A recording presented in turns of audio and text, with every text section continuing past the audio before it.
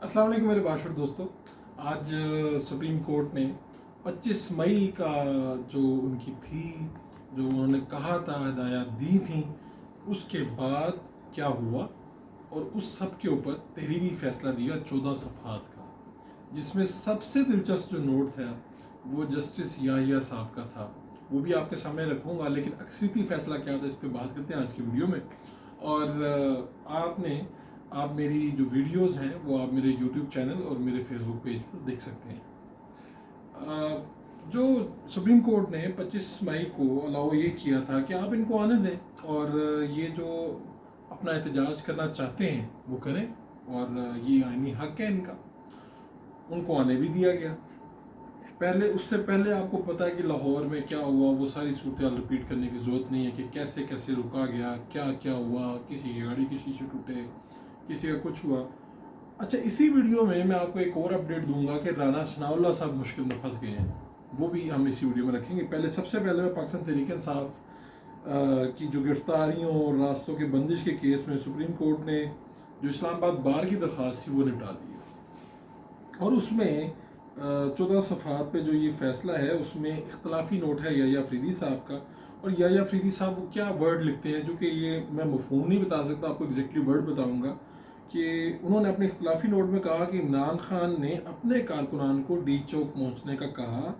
इमरान खान ने 25 मई के अदालती अहकाम को नहीं माना, और इसके अलावा उन्होंने अपने नोट में ये भी कहा कि मैं इस बात पर आमादा नहीं, इस बात से कि इमरान खान के ख़िलाफ़ कार्रवाई के लिए अदालत के पास मवाद मौजूद नहीं।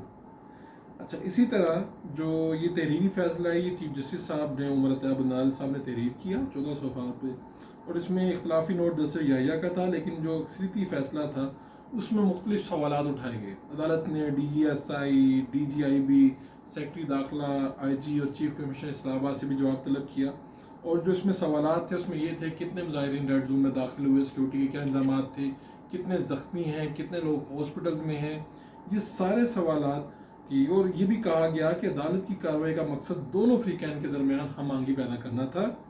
और ख़ास तौर पर अदालत ने जब ये इसी फैसले में ये भी लिखा गया कि अदालती कोशिशों का एहतराम नहीं किया गया, अफसोस है कि ऐसा मुमकिन क्यों नहीं हो सका। अच्छा, इसके अलावा सिक्योरिटी बैरियर को तोड़ा गया, ये भी एक सवाल उठाया गया उसी फैसले में। क्या मुजाहिरीन या पार्टी वर्कर G9 और H9 ग्राउंड में गए? फैसले में ये भी कहा गया कि दोनों फ्री कैन की मौजूदगी में ये सब कुछ कैसे मुमकिन हुआ। और ये फैसला ख़ास तौर पे दोनों फ्री कैन की मौजूदगी में ही सुनाया गया, और इस बात का भी इसमें इजहार किया गया कि मुल्क के अंदर जो सियासी इक़्तिदार है उसकी कमी देखी जा रही है, सियासत में जो रवादारी थी वो नहीं अब देखी गई।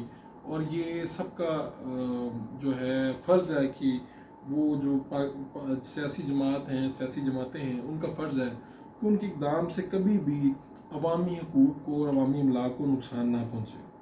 और उन्होंने ये भी कहा कि तमाम जो सबूत हैं उनका जो हम जायज़ा लेंगे और फिर फ़ैसला करेंगे कि क्या सुप्रीम कोर्ट के हुक्म की अदूली हुई या नहीं हुई। खैर, मैं आपको इससे पहले थोड़ा सा पीछे ले जाऊँ तो 25 मई को ये कहा गया था कि इनको इस्लामाबाद में आने दिया जाए, और सुप्रीम कोर्ट के इस कहने के बाद मुजाहिरीन आए भी थे। फिर कुछ वाक़यात हुए भी दरख्तों को जलाए जाने के, और कुछ आगे बढ़ने के वाक़यात हुए थे, लेकिन बहरहाल इमरान खान साहब वापस चले गए। अच्छा, राना सनाउल्लाह साहब ने, पंजाब बार कौंसिल के मेंबर हैं राना ज़मीर छेडू, उनकी गाड़ी को तोड़ा गया, और मेरी अपनी मुलाकात भी उनसे हुई।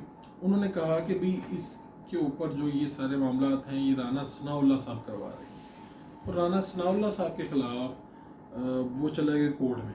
अब कोर्ट में जो सेशन जज साहब हैं उन्होंने राना सनाउल्लाह, CCPO और DIG इनके ख़िलाफ़ जो अंदराज मुकदमा है उसकी जो अप्रूवल दी, और वो कहा कि आप दर्ज करें दावा। ये आज की ही अपडेट है। और राना ज़मीर छेडू साहब ने ये भी कहा, जो मेंबर हैं पंजाब बार कौंसिल के, कि ये जो पंजाब बार कौंसिल है बड़ी पावरफुल एक अथॉरिटी है, लेकिन मेरे साथ कोई नहीं खड़ा हुआ। और ख़ास तौर पे वो तहरीक इंसाफ के उसके मार्च के साथ जा रहे थे, पुलिस वाले या सिक्योरिटी किसी भी फोर्सेस के थे सादा कपड़ों में, उन्होंने मेरी गाड़ी तोड़ी। یہ انہوں نے یہ ساری باتیں لکھی اور مجھے بتائیں بھی، اور خاص طور پہ انہوں نے کہا کہ اس دن وکیلوں کو نشانہ بنایا گیا. اس کی وجہ یہ بتائی انہوں نے کہ وکلا کنونشن جس میں عمران خان صاحب کو لاہور میں بلایا گیا تھا وہ بہت بڑا کنونشن ہوا تھا، جس کے بعد حکومت کو یہ ڈر تھا کہ اگر کہیں سے ہمیں خطرہ ہوگا تو وہ وکلا کی طرف سے ہوگا. اور وکلا کو ہی اس دن نشانہ بنایا گیا. انہوں نے مجھے ایک ویڈیو بھی دکھائی جس میں وکلا کو اتارا جا رہا ہے اور ان کو مار کے ایک پریزن وین میں بٹھایا جا رہا ہے، اور اس میں ایک سیاسی یہاں پر رہنما ہے پی ٹی آئی کے جمشید اقبال چیمہ، وہ نیچے اترتے ہیں بس سے، جس بس میں سے اتار کے پریزن وین میں ڈالا جا رہا ہے. تو انہوں نے کپڑے پہنے، یعنی وہ سول کے آدمی، تو پولیس والے کہتے ہیں نہیں نہیں اس کو کچھ نہیں کہنا، سول میں ہے، یہ سول آدمی ہے، وکیل نہیں ہے. تو ان کو کوئی کچھ نہیں کہتا. وکیلوں کو مار مار کے بٹھایا جاتا ہے. تو جو رانا صاحب کے کلیم ہیں جیڈو صاحب کے، وہ تو کہیں لگتا ہے کہ سچ ثابت ہوئے. شاید پولیس والے وکیلوں پہ یا تو پرانا غصہ اتار رہے تھے یا اس بات پہ غصہ اتار رہے تھے کہ کہیں یہ لوگ مداخلت کر کے آگے نہ نکل جائیں. بہرحال رانا صاحب کے خلاف یہ جب مقدمہ درج کرنے کے احکامات دیے گئے ہیں اور یہ ایک مشکل ہے، اس سے پہلے ہی ان کو فرد جرم کے لیے بلایا جا رہا ہے جو ان کا کیس پڑھانا چاہ رہا ہے. اور اس طرح کے مقدمات کسی بھی حکومت کی موجودگی میں وزیر داخلہ کے اوپر درج ہو جانا ایک بہرحال ایک پریشانی کا سوال ہوتا ہے، اور اس طرح کے سوال جو ہیں بہرحال آپ کے کیریئر کو نقصان پہنچاتے ہیں. انشاءاللہ نئی ویڈیو اور نئی معلومات کے ساتھ پھر حاضر ہوں گے. اپنے میزبان فروخ اڈائی کو اجازت دیجیے. اللہ نگہبان.